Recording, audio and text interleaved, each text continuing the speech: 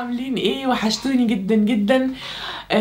قولوا لي بقى، قولوا لي ويلكم باك.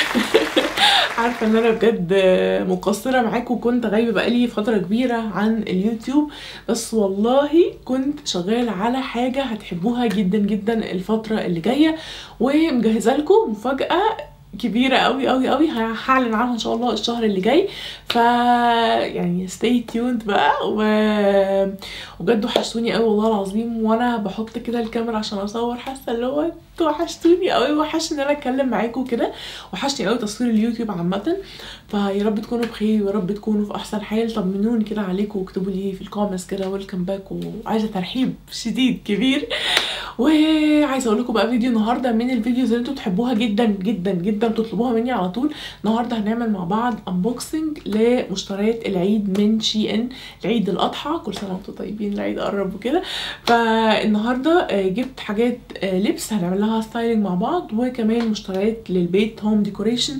فتعالوا بقى نفتح، جبت حاجات مختلفه. فالكرتونه هي لسه هفتحها معاكم لاول مره، واللبس كمان هقيسه معاكم دلوقتي لاول مره، ونشوف القطع ونعمل لها تنسيق مع بعض. حاجات حلوه جدا جدا للعيد، فكفايه رغي. ويلا بينا نبتدي. عايزه كمان افكركم بكود الخصم او الديسكاونت كود بتاعي، بيديكوا 15% خصم على اي حاجه من الويب سايت بتاعهم. حتى لو الحاجه كان عليها سيل بيديكوا خصم زياده 15%. هسيب لكم الكود تحت، في كود شغال لفتره العيد، والكود بتاعي اللي هو شغال طول السنه وكل الاوقات. هتلاقوا الكود مكتوب هنا، وكمان مكتوب في الديسكريبشن بوكس او في صندوق الوصف. واي قطعه تعجبكم هتلاقوا الكود بتاعها مكتوب تحت في الديسكريبشن بوكس او صندوق الوصف. بصوا، اول قطعه دي فظيعه شيك جدا بالنسبه لي. دي عباره عن ست باللون الابيض، والكم بتاعها في ريش كده بالشكل ده. دي تقريبا انا كنت شفت نفس الست دي او حاجه قريبه منها جدا في زارا من فتره، فهم تقريبا مقلدين نفس الديزاين، بس الديزاين بتاعها حلو قوي بصراحه. وبيجي معاها بيلت حزام فيه توكه كده ذهبي بالشكل ده من هنا. والبنطلون بتاعها واسع، هو وايد ليج باس. بس ركزوا كويس جدا، عيبها الوحيد ان هي شفافه جدا. يعني بصوا ايدي، شايفين؟ حتى البنطلون نفس الخامه، فبرضو الوايد ليج بانس او البنطلون شفاف، والفتحه بتاعتها كبيره من هنا جدا لو انت محجبه، والكم بتاعها قصير شويه لو انت محجبه. فلو انت محجبه لازم تلبسي تحتها حاجه مقفوله من عند الرقبه، وكمان حاجه الاكمام بتاعتها طويله. بس ده عيبها الوحيد بالنسبه لي. والعيب التاني هي شفافه، فلازم تلبسي تحتها بنطلون، علشان البنطلون بتاعها شفاف جدا. فانا نفسي املي وطلبي الوحيد ان البراندز لما تعمل حاجه بيضه تعملها متبطنه او تعملها مش شفافه. مش عارفه البراندز هتتشل لو عملوا حاجه بيضه مش شفافه. يعني نفسي الاقي حاجه بيضه مش شفافه.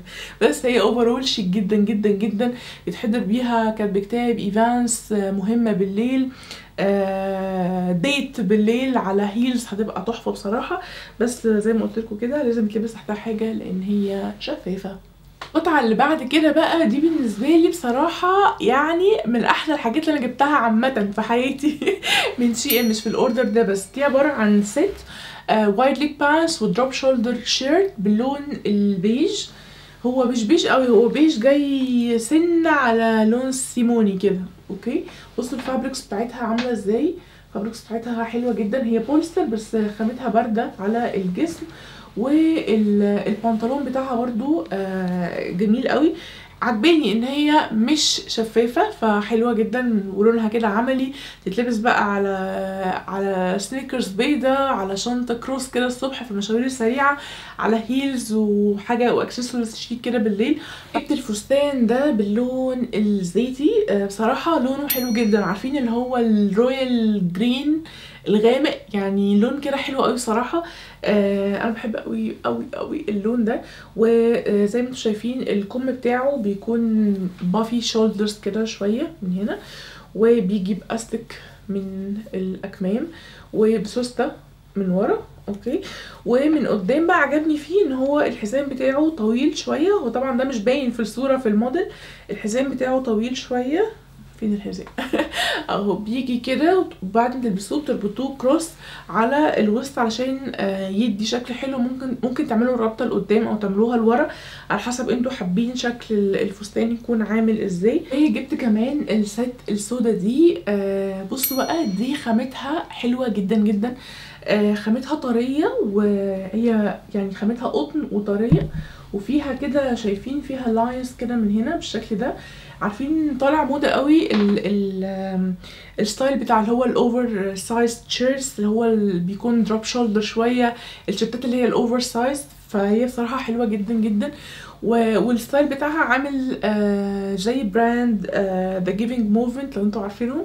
فتقريبا هو نفس السيت بالظبط، بيجي شيرت ومعاه وايد ليج بانس بالشكل ده، نفس الخامه، والبانس البنطلون برضو بيجي بالشكل ده بنفس الخامه، وبيكون فيه فتحه صغيره من قدام كده. خلصنا مع بعض اللبس، وتعالوا دلوقتي نفتح مع بعض الحاجات بتاعه البيت. شايفين الكرتونه كبيره قد ايه؟ لا باول حاجه، ودي انا بصراحه متحمسه جدا ان انا افتحها واشوفها. دي عباره عن ست اقلام، 83 قلم تقريبا، بيجوا باكجينج للبنات بقى اللي بتحب الرسم والابداع والكلام ده كله. اقلام فحم هنا، والاقلام اللي بنعمل بيها بلندنج وبرايات، واي حد بيحب يرسم بورتريز فحم. بصراحه الست دي هتكون هايله هايله جدا جدا. بصوا فيها حاجات حلوه، فيها كمان فرشه من هنا، والاقلام دي تبقى لطيفه جدا في السكتشنج. فانا متحمسه بصراحه جدا ان انا استخدمها، اقعد كده ارسم كده واشخبط كتير، وهوريكم هشير معاكم الستوريز على الانستجرام بتاعت الحاجات اللي رسمتها بالست دي. اللي بعده، ودي بقى من الحاجات بصراحه اللي انا جبتها قبل كده بس بشكل تاني. دي عباره، عارفين الشنط الصغيره بتاعه الباكينج بتاعه شنط السفر. دي بصراحه بحسها عمليه قوي. اوكي، بتيجي بشنطه بالشكل ده، تحطوها من هنا، وبيكون بقى فيها شنط كتير. اوكي، بتنظم معاكم بقى، عارفين الميك اب والسكين كير برودكتس بتاعتكم، واللبس والحاجات الصغيره، التوك مثلا، شرابات، التربنز او الطرح او كده. فانا بصراحه بحبهم قوي. بتكون جواها كذا واحده. اوكي، بصوا بيكون جواهم كتير قوي. بتنظموا بقى فيهم الحاجات كده جوه شنطه السفر، لان انا بصراحه بحب قوي الشنطه تبقى منظمه، مش كل حاجه سايحه على بعض. مثلا دي بحط فيها الشرابات، دي بحط فيها مثلا التيشيرتات البيزك بتاعتي اللي انا بلبسها وهكذا. فببقى عارفه كل حاجه فين، وسهل بقى انت تجيبي حاجه وتحط فيها وكده. فدي بصراحه من الحاجات العمليه جدا جدا لو انتوا بتحبوا السفر كتير. دي سجاده 120 في 180. بصوا شيء عاملينها ازاي، جايبينها في كيس، والكيس متفرغ تماما من الهواء. يعني بصوا الكيس لازق ازاي في السجاده. فطبعا الباكجنج بتاعها بصراحه رهيب. خلوني افتحها واوريكم شكلها. مبدئيا حلوه قوي قوي، هي خفيفه يعني من ورا التكتشر بتاعها. بصوا عامله كده من ورا. اوكي، بس هي بصراحه حلوه حلوه قوي قوي قوي، ناعمه جدا من هنا وجميله. وانا بحب قوي ان انا احطها في الديكوريشن، ان انا مثلا بعمل فيه ستايلينج او كده، وبتبقى حلوه قوي قوي قوي في الاوضه، بتدي شكل جميل. بس طبعا بتتوسخ، فانا بتهيالي هم عاملينها كده عشان ممكن تتحط في الغساله. مش متاكده بصراحه موضوع الغساله ده، عشان محدش يجربها ويدعي عليا بعد كده. مش عارفه تتحط في الغساله ولا لا. الشعر بتاعها بيطلع شويه، فلا ما اظنش ان هي ينفع تتحط في الغساله. فبالتالي دي بس نحطها نفرح بيها شويه في العيد، وبعدين نشيلها عشان هي لونها ابيض كده زي ما انتم شايفين. حاجه هنفتحها مع بعض، وده عباره عن ستورج راك، زي رفوف اللي بتبقى رفوف كده ورا بعض تلزق بعجل، علشان نحط بقى عليها الحاجات مثلا في الكورنر في الحمام او كده. بس انا بصراحه جايبه عشان احط فيه ميك اب علشان اخليه على جنب كده في كورنر في الاوضه، واحط فيه مثلا الميك اب اللي انا هصور مثلا بيه فيديو معين، او مثلا برودكتس محتاجه ان انا اعمل لها ريفيو، فعشان احطها على جنب، اخليها على جنب كده عشان ابقى عارفه ان دي اللي هصور بيها وكده. بس كده يا حلوين، ده كان فيديو النهارده.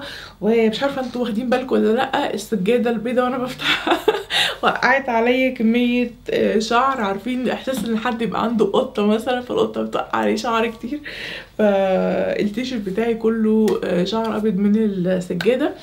فمش عارفه بقى، مش عارفه اطلعه ازاي دلوقتي. المهم عايزه اقول لكم على كود الخصم بتاعي، بيديكوا 15% اوف 15% على كل القطع اللي على موقع شين. والحقوا العروض بتاعت العيد لان هي بتخلص بسرعه، وانا حاولت انزل لكم الفيديو ده بسرعه قبل ما الحاجات تخلص، عشان انا كل مره بتاخر في الفيديو وبتيجوا تشوفوا القطعه تلاقوها للاسف خلصت. فالحقوا بقى لو في اي حاجه عجبتكم ما تنسوش كود الخصم، والديسكريبشن بوكس فيه كل الكود او اللينكات بتاعه القطع عشان لو عجبتكم اي حاجه. وبس كده، اشوفكم ان شاء الله على الف خير في كل الفيديوز اللي جايه. وبس كده، باي باي.